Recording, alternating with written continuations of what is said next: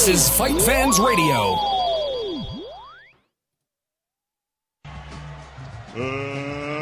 Let's get ready to rumble! Oh my God! Unbelievable! Down goes Frazier! Down goes Frazier! It's time! You're listening to New Mexico's only mixed martial arts and boxing podcast, The Low Blow, on AtomCombatSports.com and Fight Fans Radio. It is episode 117 of The Low Blow on Fight Fans Radio, USCombatSports.com, and SouthwestFight.com. I am Justin Goodrum, joined by Jorge Hernandez and Will McClary. Welcome back, man. What's up, good people? How y'all doing, man?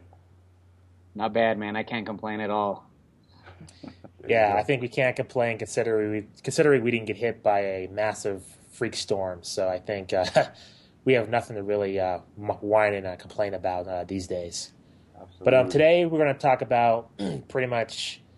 It's been kind of a dull period on the combat sports world. So we're going to break down pretty much the last 8 months of the UFC, the pros and cons, and pretty much preview the last 2 months of what they have going on. Next week, we'll break down boxing's year so far in 2012 and preview a crazy month that they're going to have also this November and next month in December. So we'll talk about that. Also, since Will's been gone, he'll give his thoughts on some pretty huge boxing news that took place while he's been away. So he'll give his thoughts on that. And we'll talk about Junior Dos Santos and 50 Cent and Floyd Mayweather. But first, some housekeeping notes. You can always contact the show through email, through lowblow505@gmail.com. You can also contact us through Facebook, through LowBlow Podcast. Just type that into the search bar, and you'll pull our page up that has all our updates, YouTube videos, stories that we find interesting, stories that Jorge has wrote on southwestfight.com, so please check that out. Also, check out our tweets at the Low Blow. Please tweet at us. Any comments, questions, suggestions, please give those to us at our Twitter handle at the Low Blow. Also, you can contact Fight Fans Radio through Facebook, Twitter, YouTube, and Ustream. It's all one handle at Fight Fans Radio, and also at FightFansRadio.com is our chat room. So if you have any questions for us, we'll be monitoring that the entire show. Please do not hesitate to send us a question, and we'll answer it right on the air. So, guys, let's get into the standing 8 count, and we're going to start with Jorge's review of some local boxing that took place at the Kiva Auditorium. Yeah, we had the Kiva Auditorium Saturday Night Fights at the Kiva. It was presented by Crespin Promotions and Chavez Promotions.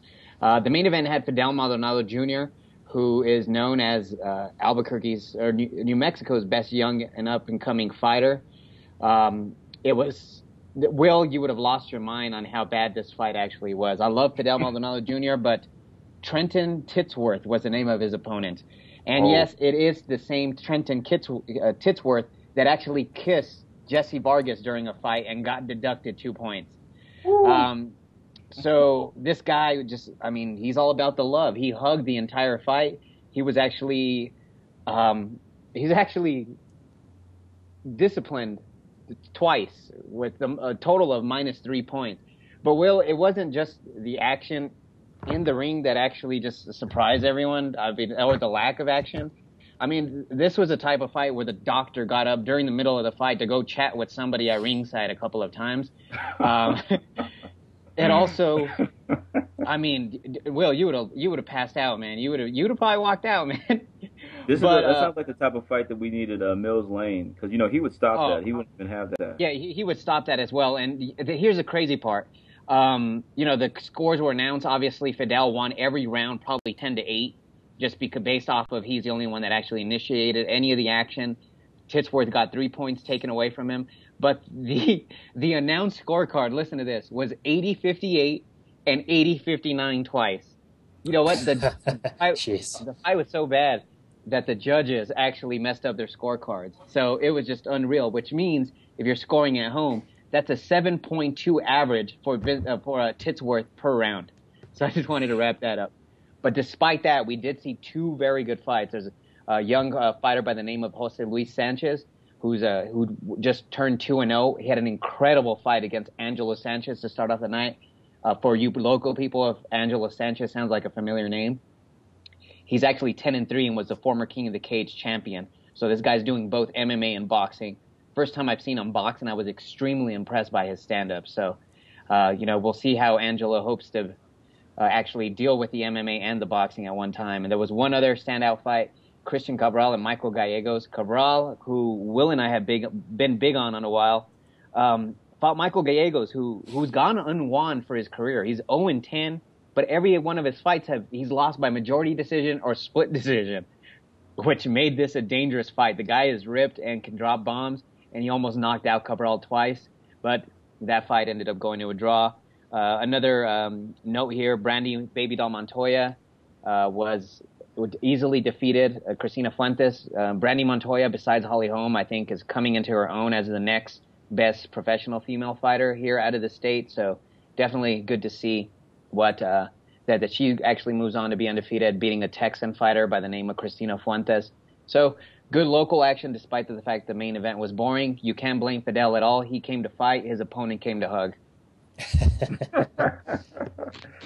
Hug it out. Well, apparently the smoke still hasn't cleared for Julio Cesar Jr. regarding his failed drug test with Sergio Martinez. Now, Bob Arum was recently asked about this, and it looks like Bob Arum is just straight making excuses for Julio Cesar Chavez Jr. So he's basically saying that, he didn't take any performance drugs, and, we just have to expect for young kids from time to time to have a joint here and there. Now, I just don't buy that, okay, because this is boxing. It's disrespectful to the sport, and you would think, all the stories that they've done on his father's alcohol abuse, his drug abuse, that, he would try to stay away from this. So, of course, we're all human. We make mistakes. But for Bob Arum just to try to, discard this like it's nothing, that's a huge mistake. It's just disrespectful to the sport, and you can't allow it. I mean, if he wants to try to pull these type of antics like maybe Ricardo Mayorga, he was there smoking cigarettes. I mean, and you see where it got him. I mean, he didn't, win any of the fights when he was faced against the best. So, Julio Cesar Chavez Jr., he's got to cut out all the extra stuff, and he needs to get disciplined. And Arum, he should be ashamed of himself. I mean, it's not the worst thing in the world. I mean, it's not like he did a line and took some crack, but he's a boxer for crying out loud. He's got to have some discipline. So that just shouldn't be excusable. So that's the update on Julio Cesar Jr. Smoke Fest still going on. Got some news on Jose Aldo. When he suffered his motorcycle accident, many people thought it was not a non-serious issue, but apparently it was. According to his coach, this is from FightersOnly.com. This is a quote from his Jose Aldo's coach, Andre Pedernales. Basically said, quote, "It was verified that a fragment of a bone was left on his heel because of the hit. It was causing inflammation in his local, and for the reason that he couldn't run, go upstairs," unquote. So basically, he had a bone stuck pretty much out of place in his foot. So hopefully, Jose Aldo can recover in time, and it looks like he has a fight scheduled for early 2013. And Jorge has some information on that. Yeah, I mean, it's pretty interesting there that it was announced. I mean, are you excited about this fight? Yeah, with Jose Aldo and Frankie Edgar, February 2nd. It's dropping down in weight, so it's. I like it. I don't know how well he's going to do here, but unfortunately, is this fight going to go down ever just because of the injuries, man? You have doubt that this fight's even going to happen on February 2nd? I hope so, just because of how we've been jinxed lately, man. That's a good weekend. Especially for UFC. I think they're going to do decent numbers just because it's around, the Super Bowl weekend. So we'll definitely see how that actually goes on and develop. Let's hope we turn the page on 2012. Yeah, let's hope it has a good co-main event. That way, if somehow the main event doesn't go through, or even if it happens, honestly, Jose Aldo's not really that big of a draw. And if, you have a weak undercard with that main event, I don't really see it drawing too well, even though it is Super Bowl weekend. But if you have a strong co-main event, Dan Henderson seems like he wants to fight Little Machida in the meantime while waiting for this title shot fiasco to end. So maybe he's on there.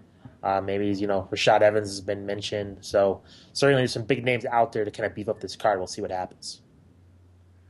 Well, Paulie Malignaggi, he's definitely got work to do, and he's been attached a deadline to that work. So he has a deadline in January to face off against Diego Chavez for the WBA title. So Paulie Malignaggi. So January 27th, he's got to face Diego Chavez of Argentina. Now, recently, Argentina's been producing some great fighters, as we can see, Sergio Martinez, Lucas Matiste, which is one of my favorites right now, Marcus Maidana, and recently Carlos Arbagu had a good fight. So it should be a good matchup. Paulie coming off that controversial split decision against Pablo.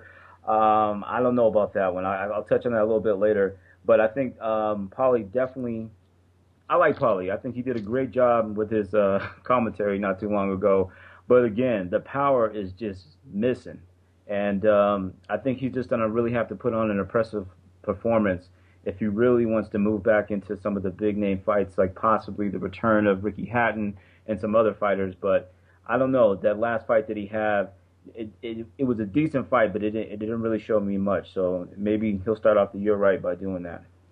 Mm-hmm. Looks like Dan Henderson is not happy about Chael Sonnen facing John Jones in April. Despite reports today that apparently Dan Henderson is going to be on Chael Sonnen's staff, Dan Henderson is very upset that he's not getting a title shot, and he had a lot to say on the MMA Hour with Ariel Helwani. Quote, I think it's absolutely a bad decision for the sport. It makes the sport lose a bit of integrity. I understand that Dana White does what he does for the UFC and always has first and foremost.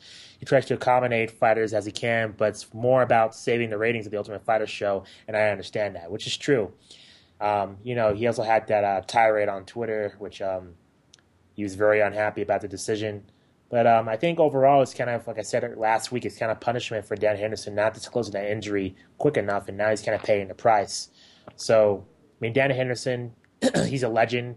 He has really nothing to prove. So I don't think waiting's going to really truly affect him.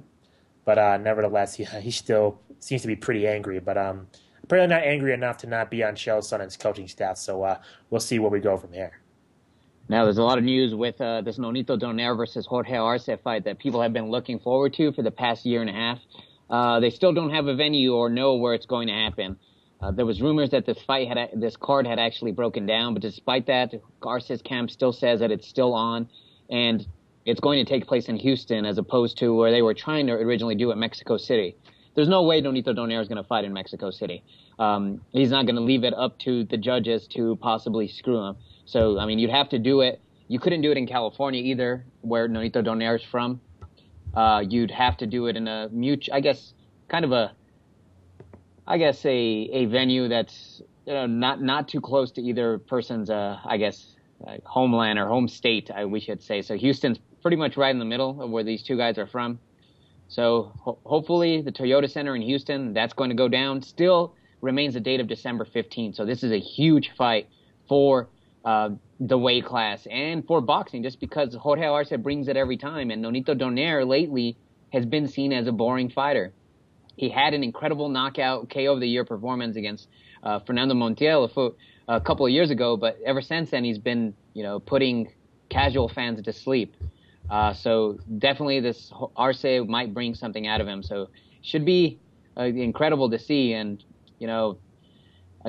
Top Rank is actually thinking of holding the card, maybe even in or a card there in Marlins Park in Miami. It's a beautiful stadium that they did have. So we'll see if that ever goes down. But definitely looking forward to that December 15th contest between Arce and Donaire. It should be a good one. Absolutely.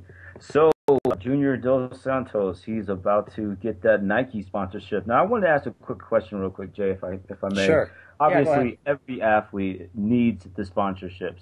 But considering, in comparison to like boxing, the paid much more, is it just an absolute necessity that, the MMA fighters get these type of sponsorships? And if so, are they going to see like a Nike commercial and be like, who's this guy?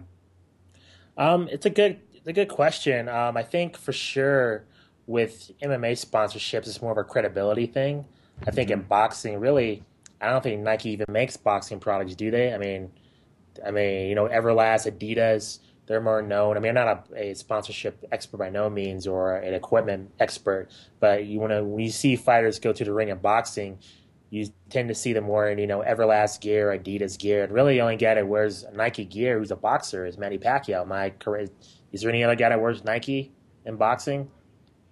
Not that I've noticed, man. Yeah, he's the only one. So I think they're really not in the fight apparel game. I think with MMA, it seems like they're trying to make a move into that, especially sponsoring 3 MMA fighters. I mean, right now there's Anderson Silva, Junior Dos Santos, and John Jones.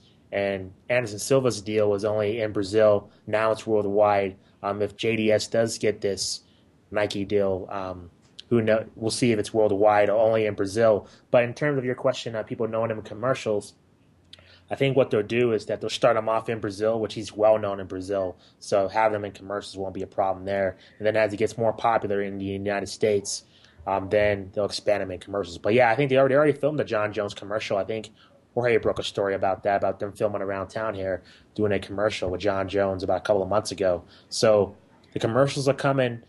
Certainly for John Jones, and it wouldn't surprise me if Junior Dos Santos and Anderson Silva's not close behind him. Good point. So, guys, let's go 3 rounds. And does anybody – or before that, excuse me, I have some little boxing tidbits. Jorge, you had some news about Amir Khan's next fight and about the WBA stripping of a title. Yes, I definitely do. So when it comes to Amir Khan, it was announced earlier this week that he would be fighting Carlos Molina. For those not familiar with Carlos Molina, you best become familiar with him. It surprised me that Khan actually opened at such odds just because of his questionable chin. It's going to be a very interesting fight between him and Khan just because of that Khan is going to be tested. And I don't know about that chin, man. It's very questionable. The fight's going to actually take place in L.A., which doesn't really benefit either guy, just because. Carlos in a little bit, just because he is from that area. I mean, he doesn't have too much knockout power, but it's interesting just to see the type of pressure that he might put on Khan. Carlos Molina, 17-0. Doesn't have victories over too many notable guys, but the last few guys that he has fought has had decent victories to loss ratio, and it's possible that Khan picked this fight because maybe he's not worried about about Molina's strength, just because of the fact he hasn't knocked anyone out in the past couple of years. So definitely looking to see how Khan returns after his loss to Danny Garcia. Additionally, also in the middleweight ranks, this is huge news. The WBA has stripped Daniel Gill of his title for choosing to fight Anthony Mundine instead of Gennady Golovkin. That would have been a huge fight for the middleweight division. I think Daniel Gill right now wants to fight Anthony Mundine just because of the type of pay-per-view money he just from sales in tickets that they could generate in Australia. They're both native Australians. They're both proud, of their heritage, of their background there. They're both, their families are both indigenous to, or have some form of indigenous to Australia. So, and interesting that there's some interracial beef with these two guys, because Daniel Gill is only part indigenous there, but Anthony Mundine is, is a little bit more. And Mundine actually questioned how indigenous Daniel Gill was. So, I mean, the smack talking has come about. Mundine did ultimately apologize for. Who's this guy? The American government?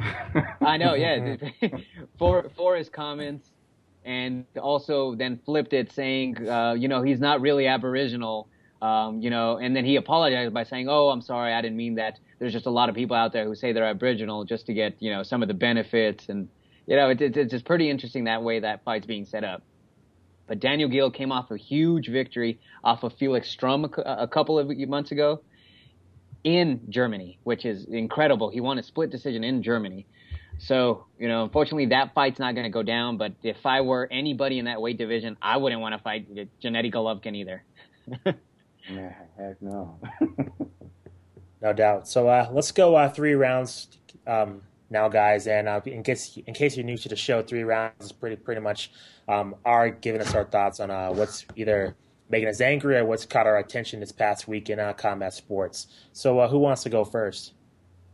I'll go first since I've been absent for a while, and Sure. first and foremost, I want to give my deepest condolences to, Emmanuel Stewart's family. He was, the late, great, legendary boxing trainer. And, when I heard the news, of course, I was instantaneously deeply saddened. I mean, ever since I've been into boxing, looking at the Krunks gym, seeing Emmanuel Stewart, in the corners of, the hitman Tommy Hearns, to Lennox Lewis, helping out Vladimir Klitschko. I mean, he has just molded so many fighters, so much dedication to the sport, a great commentator, and he's definitely going to be missed. But, the one thing that was definitely comforting to me, looking at the reports is that, Emmanuel had his family around him, and he accomplished so much. When you start to just revisit what he was able to do in his lifetime, I mean, it just gives you some peace, because he passed away a happy man, and he was surrounded by his loved ones. So, I mean, I'm definitely gonna miss his voice and just his excitement and just his expertise. I mean, I had to definitely give it to Emmanuel. I mean, I was always just amazed in terms of how he could call fights, and then have it just, one of my funniest memories from Emmanuel is just when Lennox Lewis was going up against Mike Tyson. Emmanuel, he just like, I wouldn't call him necessarily, soft spoken, but he was pretty cool. But he went off on Lennox Lewis to get Mike Tyson out of there, and it's just the personality just came out of nowhere to me, and I just found that hilarious. So there's definitely a lot of memories that he's gonna leave inside and outside of the ring, and he'll definitely be missed. So I hope his family continues to get through it, and I know the fighters that he trained will forever appreciate him. Shifting gears to the Eric Morales fight. You know that Eric Morales is one of my all-time favorite Mexican fighters, and I was just really shocked when I found out about the performance-enhancing. I'm not going to say scandal because it was true. So it just was really disappointing, and it just alludes to the fact that these fighters who are aging just really try to hold on to the limelight any way that they can. I'm glad my man Roy Jones hasn't resulted to this yet, but you just can't perform with these young guys like this anymore. So with Danny Garcia, I think he's a solid fighter. I definitely don't want to see him fight any other older fighters. He's time to pit his talents against some other young, hungry up and comers. And it just looked, Eric Morales, he just looked like a shell of his old self. You could tell he couldn't take the punches anymore. He wanted to respond. Kind of similar to what Ali once said. He could see the punches coming, but he couldn't get out of the way. And that's exactly what I saw with Eric Morales. So when he got put away in round 4, he definitely had the heart. I think he was trying to get up, but they know it was for the best that he stayed down. So he said he won't fight in America anymore. So it's kind of it's a bitter way to go out to see Eric Morales, but he gave us some great fights against Barrera. And remember, he was like the first guy to beat Manny Pacquiao in a long time. So I mean, that was a tremendous fight there. So he's definitely has earned his stripes, and he won't be forgotten. But it's just unfortunate that he had to taint his legacy with performance-enhancing drugs. And I'm not really that too much surprised about him getting knocked out. All the older guys, they always stick around too long to end up getting knocked out. But they just do not need performance-enhancing drugs attached to their legacy. So that was really unfortunate. And I quickly wanted to go over, and I guess we can talk about this slightly, of prospects being thrown too early to these old veterans, or because some of these veterans are tough, man. Specifically, case in point, I don't know if you caught the boxing over the weekend, Will, but Thomas Delorme, who's supposed to be the next torchbearer for the country of Puerto Rico boxing.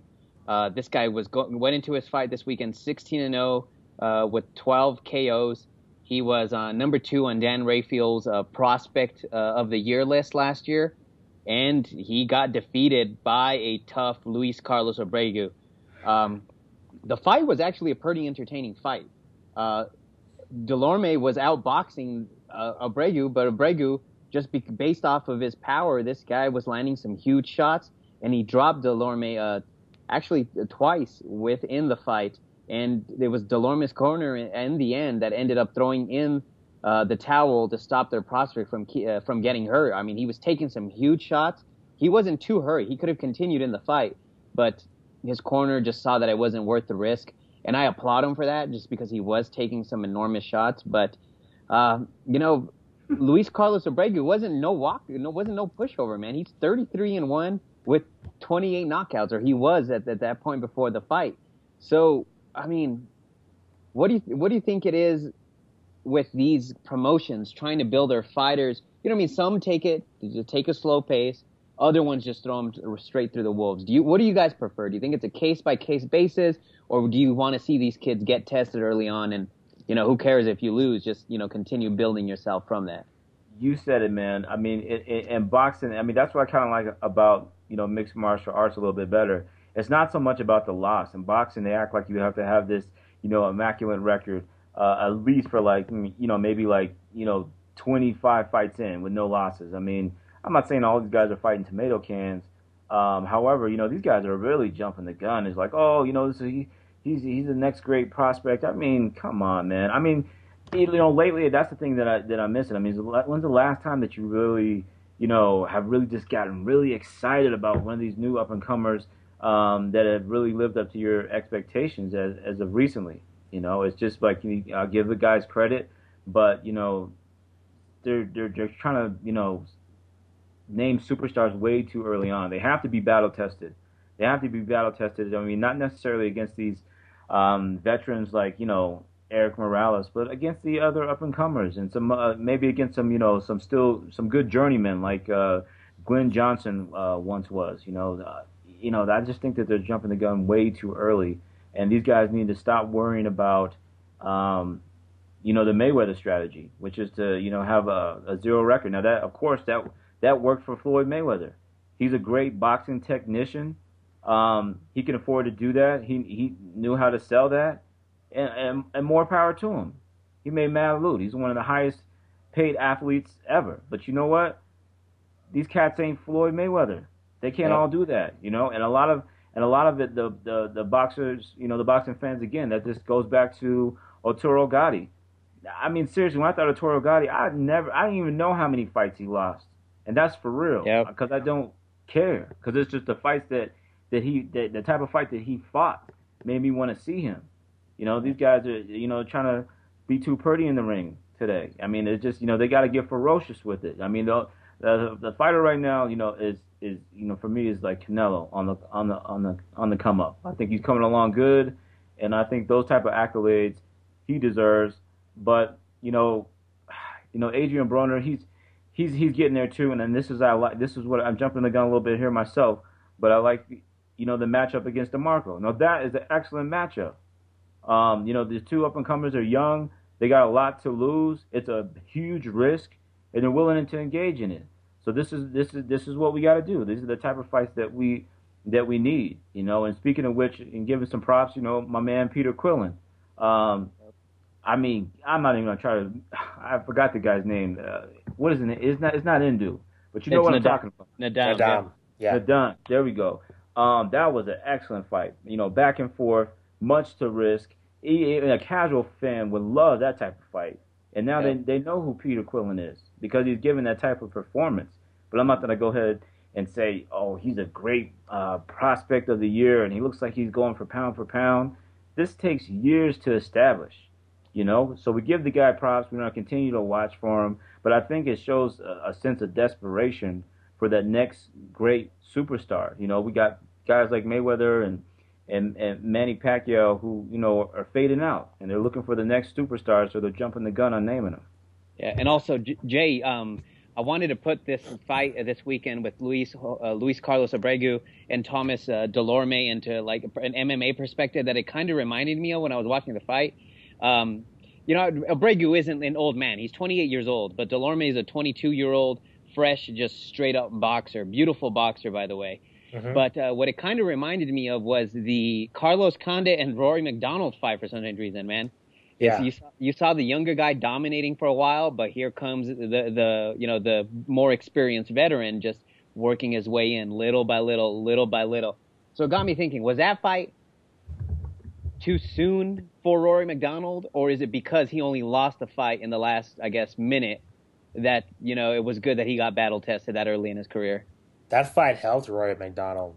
If you remember, I mean, Carlos kind of took a lot of criticism despite getting that win. I mean, it was any other fighter that won that dramatically, they'd be praised and they'd be labeled, what a great comeback. But instead, I think Condit was kind of criticized in terms of him struggling with a younger prospect at the time. Rory McDonald had a lot of buzz, but certainly not at the level to totally dominate, take it to Carlos Condit as he did, not only to let the victory slip away in the final seconds. So it really helped Rory McDonald's credibility and his claim to be in the next GSP. So I think with prospects overall, it's a case-by-case basis, and for what works for one guy doesn't work for another. So you just have to be careful on how you manage one guy's career. Yeah, and I completely agree. Now with Will brought up Canelo, man. Just very quickly, we can go over this. Has Golden Boy been too careful with him? Go ahead, Jay. I've been talking too much, man. That's all right. You've been gone for 2 weeks, so you got to make it up for lost time. But just for real quickly, I don't really think so. I think I kind of like this approach of letting his record build slowly. To me, I just think rushing him in, it could be kind of a big mistake.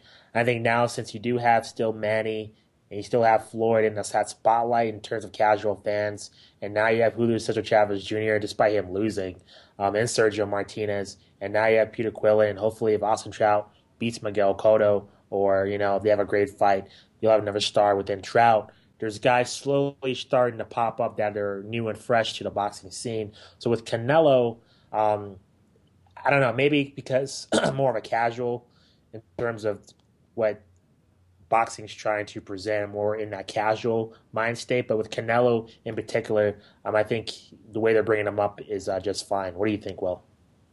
I absolutely agree, man. I think, you remember, this guy, he the way he fights, you forget that he's so young. He's 21 years old. You just wouldn't think that. But the fact of the matter is he is young. So, you don't want to burn him out that quick. So, you mentioned some good fights there, Jay. With the winner of Austin Trout and Miguel Cotto, I can't even say his name. Larry. Yeah, there you go. That would have taken me all day. Carlos Molina's in that weight class. He's already tried to face James Kirtland, who just disappeared out of nowhere. You got Cornelius Bundres in that weight class. So there's a lot of great fighters that he can still fight that are establishing names for themselves. So it's not like he's missing out, and his chances for superstardom are just gone. He has a lot of opportunity, and I think the fighters that he's fought, Sugar Shane Mosley, he was on his way out, but what are you gonna do? The guy, he's a Hall of Famer, and that's what we're talking about again. He hasn't been consistently doing this type of thing, fighting these older veterans. He's been willing to fight young up and comers as well. It's just unfortunately, a lot of these fights have fell through. With Lopez, Lopez, he wasn't. Let's just be honest. He wasn't that much of a superstar. He wasn't that much of a risk. But he did shock Victor Ortiz. Of course, you can't take that away from him. Because Victor Ortiz, definitely, he's established a name for himself, and Lopez defeated him. So he tried to take a shot against Canelo, and Canelo just showed. Old or young, he's gonna do his thing. So there's still a lot of opportunity for Canelo, and I like that he's not getting burnt out early on, because he has a great amateur background as well. So he's got to be careful selecting. And apparently, from what I've heard, this guy probably has like 25 fights that he fought in Mexico that aren't even registered, that he's undefeated. Wow. So this guy's pretty much 66-0 if you think about it.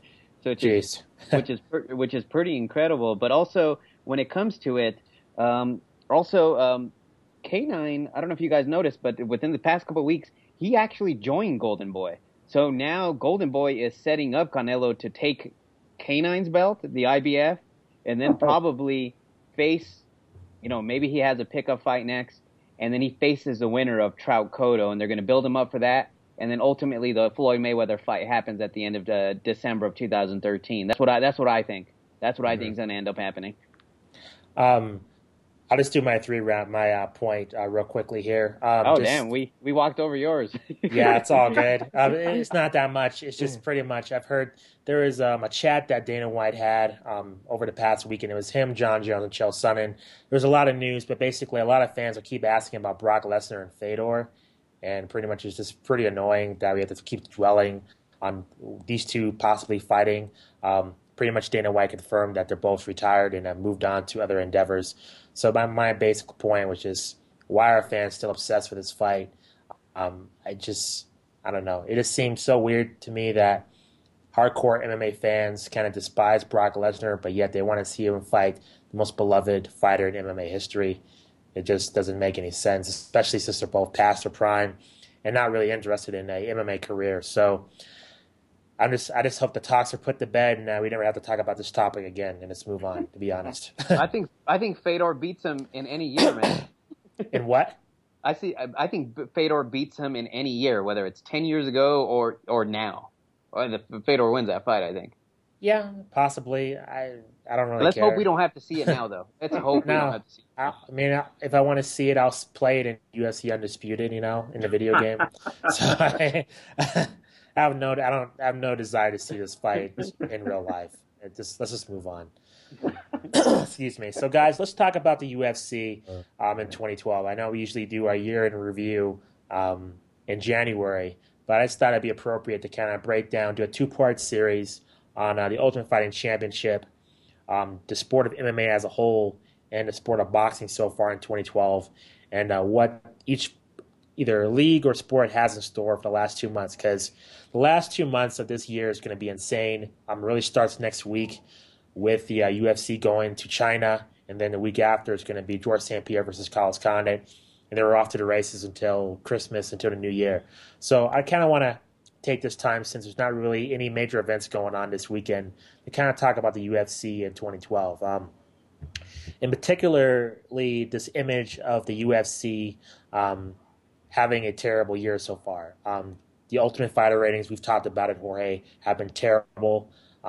The ratings on network TV have not produced the kind of rewards that pretty much the UFC's been expecting so far. And now pretty much fans and critics are kind of wondering if the UFC's kind of lost its soul and kind of lost its way within this past year. Now, granted, there's been tons of injuries, really tons of bad luck. The mega show that's supposed to be taking place in Brazil didn't happen. So what are your guys' thoughts on this image of the UFC really kind of taking it down here? Because on pay-per-view, in terms of people buying the shows, they've really remained steady. This past pay-per-view with Anderson Silva really did pretty well, considering he was fighting Stephan Bonner and considering everybody was complaining, but yet people bought the show. So their pay-per-views have held steady, but yet with this new deal with Fox, it seems like some fans are hitting the panic button. So what do you think of the UFC so far? Do you think it's kind of ripe to panic, or do you think people are kind of overreacting?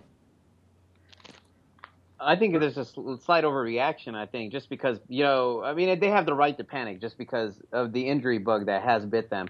I mean, there's nothing you can really do about it. I mean, they're human beings. They get hurt. It just turns out that the guys that you did not want to get hurt are the ones getting so. I think they'll develop a little rhythm toward the end of this year. I like the Kung Lee fight that's actually coming up here within the next week. So I think building off of that, and then the Carlos Condit GSP. GSP is coming back. Yeah, I do, Eric. Erica, chime in. Why don't you like that fight? Because Kung Lee is terrible. You don't like him? No, he's terrible. I like him. I like Kung Lee, no lie. And I come from a kung fu background. This is somebody who at one point was cheering for him and waiting for him to make his MMA debut, and he made it too late. He's too old. He has awful cardio, and he does the same 4 moves. Sure, they're flashy, and for people who are casuals, I expect them to be wowed by it. But I'm disappointed in you. You're disappointed in me? Oh, I like him. I don't know. Maybe I like the flashiness. I'm with you, Jorge. That's just personal. See him on the Strike Force Sancho shows on like 3 o'clock in the morning. So that's just kind of like, it's a kind of a personal affinity thing. So my judgment's clouded, but I'm a fan of Kung Lee too, no lie. I'm a big fan of the kickboxing, and that guy, just seeing him, in his stand-up, and you're right, he did have his debut a little. I mean, later than Agreed. he should have. He should have probably done it. He was old, no doubt. Yeah, it's true. But if he lands one of those axe kicks on Rich Franklin, I'll rub it in your face, Erica. What'll happen is he'll break Rich Franklin's arm, and then Rich Franklin is still going to knock him out with his non-dominant hand. That's what's going to happen. My strong hand. It's still possible. But do you think overall, because it seems like a lot of the media is kind of like writing the UFC off, even though, really since the beginning of the tough era, the Ultimate Fighter era, of the first reality show to the big money pay-per-views with Brock Lesnar and George St. Pierre to now, this is kind of the first kind of down year. And even then, like, their pay-per-views have held somewhat steady. So why is there this panic by the people that supposedly love this sport and supposedly would do anything to kind of defend it? Now they're kind of criticizing the biggest league. Do you think there's any kind of right to panic? What do you think, Will? Do you see the popularity of the UFC kind of gone down within this past year? What are your thoughts? Let me pose a specific question. I mean, in boxing, we've seen this, of course, they, after the heavyweight crown just pretty much dissipated. I mean, it's still there, but it's pretty much like it's gone. But people are like, boxing's over, just totally forgetting about the other weight classes. So, as a hardcore MMA fan, I mean, what do you think the most, prized weight division is? And do you kind of see that same effect of it being stagnant, and it's given the rest of the weight divisions a bad name in UFC? Well, in my opinion, the most prized possession, the most well-watched division in MMA is the light heavyweight division. It's the glamour division. Even though Fedor is the most beloved fighter, perhaps in MMA history, people love him so much. The light heavyweight division is where pretty much the big names happen. I mean, from the Pride tournaments to now with John Jones, to Chuck Liddell's popularity, pretty much everything within the last, 5 to 6 years of popular MMA has pretty much taken place in the light heavyweight division. And I think now, there's a lot of controversy with the John Jones thing, with him pulling out of UFC 150. Just his injury, his popularity. It just seemed like, the division may be stagnant. I think you're right, Will. It's going to be even more stagnant because the belt's not on the line until April. Just to clarify my point in the pay-per-views, Erica was kind of correcting me. And, yeah, it has been a dramatic decline, but look at the injuries. I mean, you've had no GSP, no Alistair Overeem, no Nick Diaz, no Brock Lesnar, really tons of injuries. In terms of the pay-per-views that are supposed to pull in big numbers, I think they have. I mean, Chael Sonnen and Anderson Silva did a big number. This fight with Anderson Silva against Stephan Bonner, to my knowledge, was the best Brazilian pay-per-view they've ever done. I mean, if you remember last year, they hyped UFC Rio like it's the greatest thing of all time, and those numbers did not do well. And I think with this, you saw a dramatic increase somewhat. So there's been a decrease, I agree, but I don't understand this panic. Now, within this Fox deal, I've been vocal in saying that this Fox deal has been pretty rocky. It's within this first year, we had to cut it a little bit of slack, but there's just been some moves that have just been insane. Putting the Ultimate Fighter on Fridays makes 0 sense.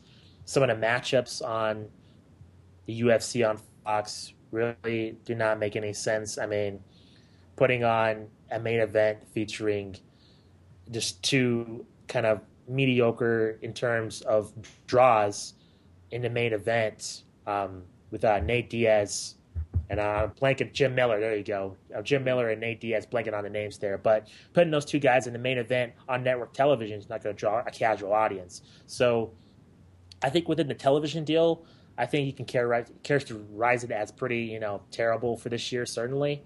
But with the pay-per-views, I just think the injuries have kind of decimated what they wanted to do, and I just don't really see a panic going on. But I want to kind of talk about real quickly, the last 2 months. Is there any particular fight are you looking forward to end 2012 within the UFC? It has to be the Carlos Condit and GSP, just because of the fact it's GSP returning. We're going to see how he is from injury. And a lot of people feel that Carlos Condit has to validate his what a lot of people say he was given the fight against Nick Diaz. I completely disagree. But, it's going to be this fight. If they have a stellar matchup, then so be it. But what people, unless this fight goes to the ground, this fight has the possibility of being a very boring fight just because of how it is. The matchup is stylistically. Really? Even if it goes on the ground, you don't see Carlos Condit's submissions being a factor? No. That's what I'm saying. Unless it goes to the ground. Oh, that's okay. The only way Standing up. If they stay standing, it's going to be a kickboxing match between both guys. It's going to be. You don't see that exciting. You don't see Carlos Condit taking it to him.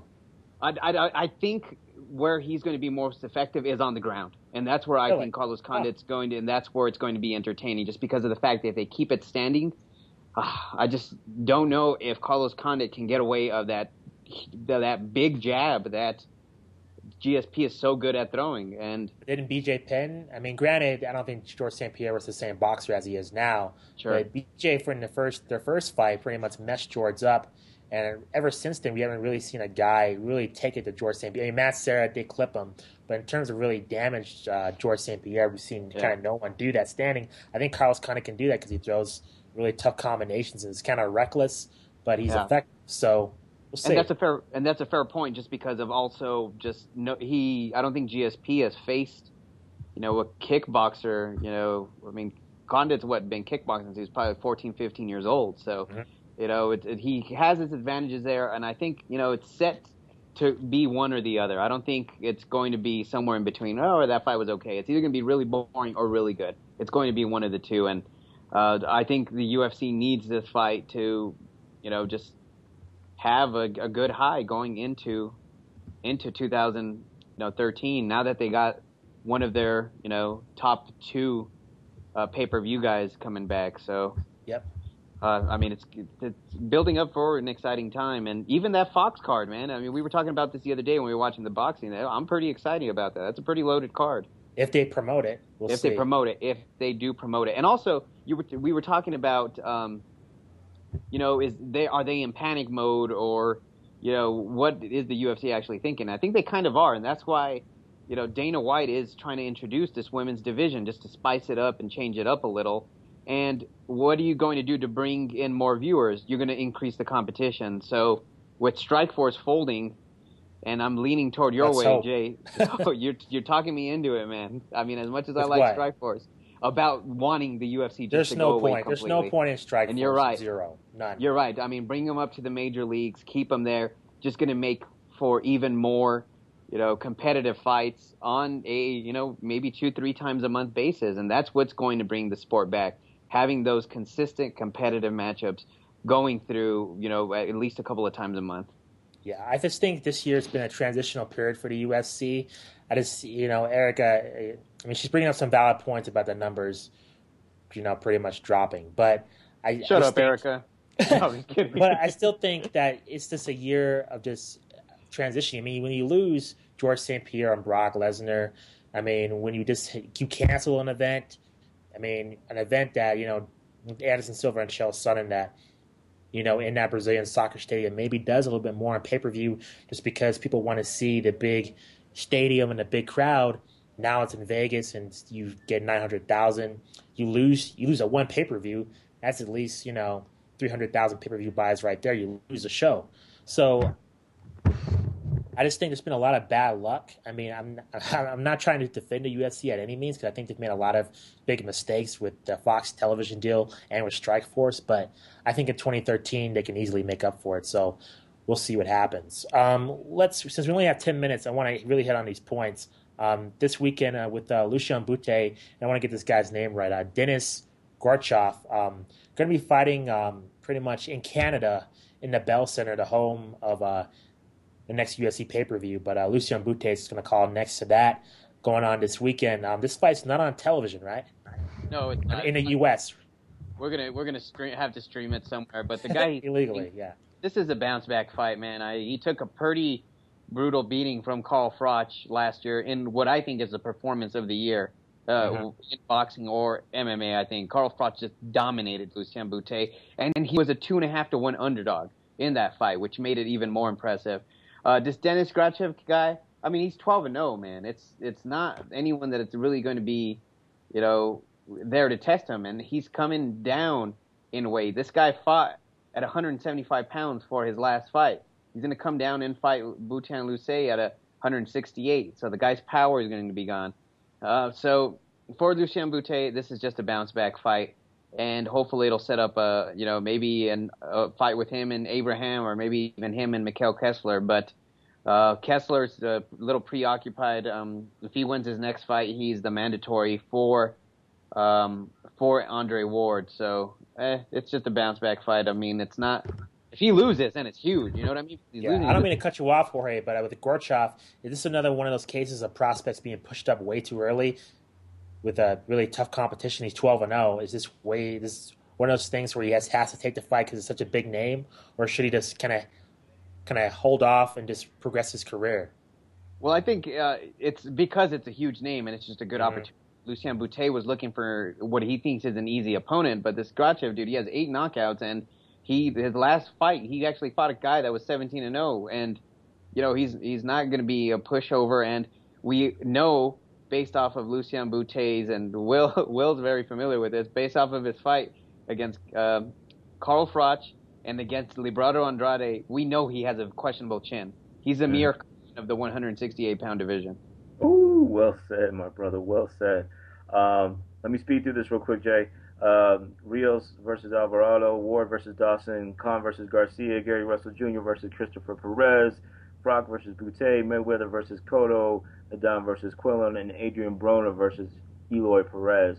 That's what's caught my eye so far this year, amongst many others, but those are the most significant. In terms of upcoming bouts, I mean, the Broner versus DeMarco, as I already mentioned, as well as the Cotto versus Trout. But really, I'm really excited about the Guerrero versus Andre Berto. Because Andre Berto has been gone for, 14 months. Again, here we go with the performance-enhancing issue. But nevertheless, he's back. He was definitely an exciting fighter. He'll definitely be facing an exciting fighter in Robert Guerrero. And that fight should definitely produce fireworks. So I'm looking forward to that. Also, just very quickly on that, the California State Athletic Commission actually reviewed Berto's case, and they've cleared it. So Andre Berto is not according to the record, is not a drug user or illegal. That's funny. User. Beautiful. They called it inactive for 14 months. That's all. They tainted. They've apparently picked up. It was apparently a tainted sample. So, guy must have ate at Leroy's out on Coors or something, man. True. Since we have a little bit of time, let's talk about. You brought this up, Jorge, with Junior Dos Santos and Vladimir Klitschko. Dos Santos says he can knock out Vladimir Klitschko. Since you guys hate the Klitschko so much, does Dos Santos have a point, or is he nuts? I mean, I don't think, of course he has a point, because a lot of the heavyweights against the Klitschkos, they don't even try. So I don't know. He could, but do I want to see it? No, it's just another crossover. Really, you wouldn't want to see that fight, considering look at the guys Klitschko's fighting. It's horrible. You know what, Jay? I'm just done with the Klitschkos. I give them their props. I don't want to see any fights from them. I'm ready for it. As horrible as these new heavyweights may be, I'm just interested in seeing these C-class fighters duke it out for the title versus just seeing these effective drones continue just to beat up these guys who don't want to take any type of risk. So he probably could knock him out, but I'm just I really am not a fan of the sports crossing over. I don't think it's been good in the past, and I don't think it'd be good now. Do I agree with Junior Dos Santos? Yeah, he could probably knock him out. He's got good power. But, ultimately the Klitschko would probably still magnificently somehow make it out to be a boring fight. And I just don't want to see it. Or a boring knockout, right? I mean, he'd fall. You know what? The worst, if they were to fight, this is the worst possible scenario for Will. For Klitschko to get popped, and for him to take 10 seconds just to go down from the shot. So that would probably be the worst for you, man. But yeah, I mean, as far as I say that he can knock him out, I mean, come on. I mean, if you guys are boxing, the Klitschko might outbox you, and he's not a short guy, and I'm referring to Dos Santos, but he's giving away at least 3-4 inches to Klitschko also. So let's not forget about that as well. I mean, it's not. As much as I like Cain Velasquez, it's not like it's Cain Velasquez in there. It's an actual hardcore, a pretty good boxer, as much Will hates him. I mean, Vladimir Klitschko's got a decent jab. So, I mean, it's possible. I mean, if he delayed a shot, maybe he would knock him out. But, I mean, for him to say it is just, you're teasing us of possibly having a Klitschko being a good fight, and that's not very nice. We got about 5 minutes left. But some other news. Looks like this relationship seems to be over. 50 Cent and Floyd Mayweather Jr. This kind of reminds me of Kim Kardashian and Chris Humphries, the basketball player. Seems like, once they got together, that you knew sooner or later that this relationship wouldn't really last for long. So with 50 Cent now kind of leaving Mayweather, is 50 Cent pretty much done with the boxing business, or do you see him somehow kind of getting back into it? I wish I had some money, man. I'll put a spin on this and make this a reality show. There's money to be made here. It's just, this soap opera just continues. I mean, 50 Cent, he's of course, I mean, he's well established financially. So, and let's not forget, I mean, the guy's not just clueless to boxing. I mean, he was a Golden Glove champ, and he's been following boxing for a year. And really, it's just, it really is unfortunate that as much money these guys have, to just let their friendship just fail like this is just it's just a tragedy. I mean, it was really good for like 24/7. I think people really enjoyed the dual star power that they were getting out of these guys. But ironically, money ended it. But case in point, I think 50, if he really wants to, I mean, you can't. I mean, 50's a businessman. You can't deny that. He's definitely taken it beyond the hip hop arena. So it's still possible for him to invest in boxing and make a profit. It's not going to be as exciting without Mayweather is the case. So he could turn it into a little battle here, and that would probably make for really good reality TV. We got to come up with a name for the both of them. I mean, they got Kimye, Benifer with a Flirtus work. I guess Floyd and Curtis mixing together. Sounds like a messed up flower or something. Oh. Yeah. You hear about Daryl? Oh, he got that Flirtus. It sounds like though, man. That was terrible, dude. But I mean, nevertheless, 50 Cent does, like you're saying, Jorge does have Billy Dib. He's going to be on the undercard of the Miguel Cotto fight, so he does have some. Like we're pretty excited about this team up, that was announced months ago. But now it seems like we have two massive egos. One ego has to win. Someone's O's got to go. So looks like they're going to be pretty much away from each other from now on. I think that's going to wrap up our show, guys. Is there anything you guys want to add? We have about 2 minutes. You guys want to add something? I mean, what's folded quicker than the money team's venture there? And there's not much that have busted up that quick. I mean, in terms of an organization or just a branch. I mean, man, that didn't last long. I mean, we were happy for about 2 weeks and then it was gone. Yeah. I just want to really, I wish, like I said, I would just really wish that we could get some more confirmation in terms of what exactly happened. There's all kind of rumors spilling out there, of course, with the money. Was Miss Jackson involved? That's just crazy. I mean, so we'll see, man. We'll see if any more truth comes out. And then I'm gonna ask you guys this: do you think that they fell out so bad that it's impossible for these guys to link up again and try this maybe years down the road? If Curtis hooked up with Miss Jackson, no. Yeah, agreed. No. Yeah. And Rick Ross and Floyd Mayweather have a beef also, and didn't they squash it or something? So you never know with these beefs. One guy gets heard about something, and then there's this big old controversy, and then 2 months later they make up. So who knows? I'm sure. Maybe he ate his lunch at recess or something, man. I mean, these kids, they're like kids. Or maybe he beat him in a bed in the Vegas, casino or something. That's probably what happened. But before we go, Will, I want to ask you about Ricky Hatton. Jorge told me that Ricky Hatton is shredded. Do you think this Hatton's comeback is for real, or do you think Ricky Hatton should stay in the pub? What do you think? He shredded against Mayweather and Pacquiao too, when you see what happened, right? So, I mean, hey, you know what? Ricky Hatton, I mean, he's a tough guy. You know what I'm saying? I mean, yeah, he'd give it a shot. I think that for him to come back after that devastating knockout from Pacquiao and his drug addiction battles. He's not my favorite fighter, but I think he could shake some things up. I'm interested enough to see what he's gonna do, but that'll definitely be telling after his fight if he should, in fact, return to the pub and Ricky Hatton as well. Very quickly, I'm going to hand out some more people listening to us. Do some research on Vanes Martirosyan and Erislandy Lara. They have a huge fight November 10th. It's huge for the 154-pound division. Vanes Martirosyan was the last fighter to give Austin Trout his last loss in the amateurs. He represented the Olympics. He's represented the United States at the Olympics as a welterweight. So this guy's pretty good. He beat Trout in when they were 18 years old there at nationals. So make sure you check him out. Erislandy Lara, one of the best Cuban boxers that we've seen in a while. So definitely keep an eye out for both of them. No doubt. That's going to end our show. As always, real quickly, contact FightFans Radio through Facebook, Twitter, Ustream, and YouTube. It's all one name, FightFans Radio. You can contact us through Twitter at the LowBlow. Email us at lowblow505@gmail.com.